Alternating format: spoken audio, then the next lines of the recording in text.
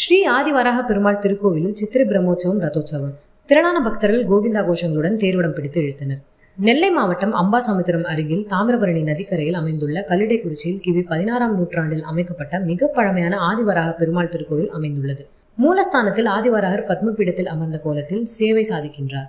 உற்சவராக ஸ்ரீதேவி பூதேவி சமேத ஸ்ரீ லட்சுமிபதி அருள்பாலிக்கின்றார். தாமிரபரணி நதிக்கரையில் வராக தீர்த்த கட்டம் சிறப்பானதாக கருதப்படுகிறது. இங்கிருந்து தினமும் சுவாமிக்கு தீர்த்தம் எடுத்து வந்து திருமஞ்சனம் நடைபெறுவது சிறப்பு.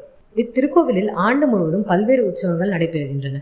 சிறப்பாக சித்திரை பிரம்மோற்சவம் 10 தினங்கள் வைகானச ஆகம முறைப்படி நடைபெறுகின்றது. இந்த ஆண்டுக்கான சித்திரை பிரம்மோற்சவ கொடியேற்றம் கடந்த 2ஆம் தேதி நடைபெற்றது. அதனைத் தொடர்ந்து தினமும் சுவாமி பல்வேறு வாகனங்களில் வீதி உலா நடைபெறுகின்றது. 10ஆம் திருநாளாகிய இன்று பிரம்மோற்சவத்தின் முக்கிய நிகழ்வான ரதோற்சவம் விமர்சையாக அனுசரிக்கப்பட்டது. பெருமாள் அழகிய ரதத்தில் எழுந்தருள பக்தர்கள் தேர்வடம் பிடித்து இழுத்தனர். திரளான பக்தர்கள் கோவிந்தா ஆதிவராக என கோஷமிட்டபடி பக்தி பரவசத்துடன் தேர்வடம் பிடித்து இழுத்தனர்.